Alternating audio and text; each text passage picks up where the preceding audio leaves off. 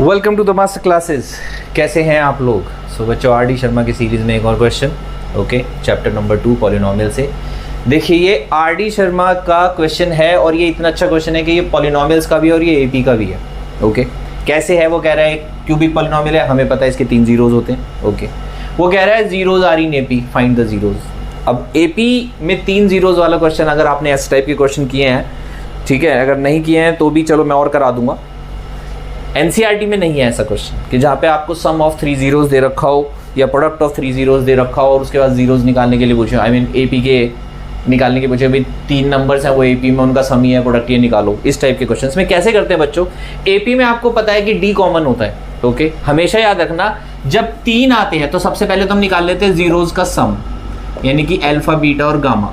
क्या बनेगा? Minus B upon A, which is equal to minus of minus 12 upon 1, यानी कि आ जाएगा 12। और दूसरा निकाल लेते हैं हम product alpha beta gamma, which is equal to minus D upon A, which is equal to minus of minus 28 upon 1, which is equal to 28। ये 2 जीरो आ गई। तीसरा भी हमें निकालने की इसमें ज़रूरत है नहीं, वो बहुत ही कम यूज़ होता है। ओके, मेन ये 2 यूज़ होते हैं, ज़रूरत पड़ेगी तो फिर लिख लेंगे। अब वो कह रहा है 3 जीरो से तीनों एपी में है, तो हम हमेशा क्या करते हैं बच्चों, एक को मान लेते हैं ए, और ये कौन सा होता है? ये पहला नहीं होता, ये बीच वाला होता है, क्योंकि अगला जो होगा वो होगा a प्लस डी और इससे पहले वाला जो होगा वो होगा a माइनस डी। जब भी इस टाइप का कोई क्वेश्चन आ जाए कि 3 नंबर है वो एपी में है, तो हमेशा आपको ऐसे मानना है कि d कैंसिल होना चाहिए ताकि आपकी a की वैल्यू निकल जाए। ओके, क्यों करा है देखिए, अभी आपको समझ में आ जाएगा। तीनों का सम कितना है? 12। तो तीनों का sum which is a minus D plus a plus D, sum of zeros 12। Okay, brackets खोलेंगे, a minus D plus A plus D is equal to 12। D से डी हो गया cancel, 3a is equal to 12, तो a is equal to 4। ये इसलिए किया जाता है, हमेशा याद रखना। एपी में भी ये क्वेश्चन आ सकता है, बट वो नंबर्स में आएगा, पॉलिनोमियल्स में नहीं आएगा कि 3 नंबर्स हैं एपी में जिनका सम ही है, तो आपको नंबर्स ऐसे मानने, तो आपको पहली टर्म निकल गई। अब आपको दूसरे रिलेशन को यूज करना है। कैसे करना है देखिए, प्रोडक्ट दे रखा है 28, प्रोडक्ट क्या बनेगा बच्चों? a minus D a plus D, which is equal to 28। ठीक है, क्या बन जाएगा?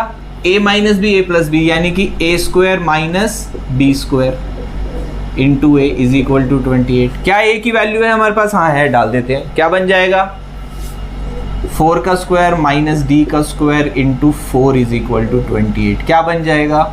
16 minus D square into 4 is equal to 28। बल्कि इस 4 को यहाँ नीचे ले जाते हैं। ओके, तो हो जाएगा 28 by 4 which is equal to 7।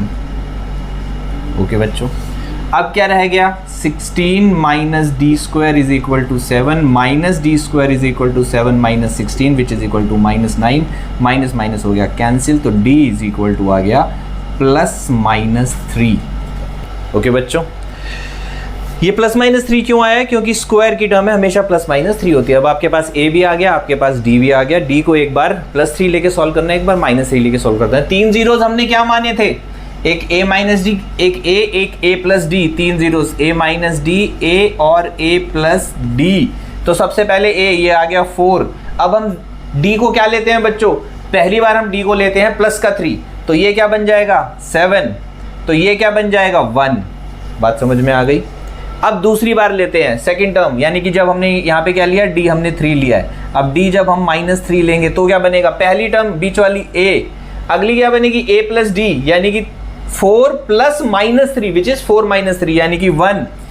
4 minus minus 3 which is plus हो जाएगा, तो ये क्या बन जाएगा? 7। तो आप देखिए दोनों ही तरीकों से d को चाहे आप प्लस 3 लो, d को चाहे आप माइनस 3 लो, दोनों ही केसेस में जब यहाँ पे वैल्यूज डालेंगे तो जीरो सेम आएंगे। ओके, ये ऐसे भी हो सकते हैं और ऐसे भी हो सकते हैं, दोनों ही केसेस में ये एपी तो बन ही रहा है। बात समझ में आ गई बच्चों? अगर आपको लगता है कि आपको क्वेश्चन समझ आया है, आपने कुछ एक्स्ट्रा सीखा है, कुछ नया सीखा है और अच्छा लगा है, तो वीडियो को लाइक कर देना, चैनल सब्सक्राइब कर लेना और अपने फ्रेंड्स के साथ शेयर भी कर देना। थोड़ी एक्स्ट्रा मेहनत करें, एक्स्ट्रा नंबर जरूर आएंगे। मिलते हैं नेक्स्ट वीडियो के साथ, ऐसे ही अच्छे क्वेश्चन को लेके फिर आऊँगा। Till then take care.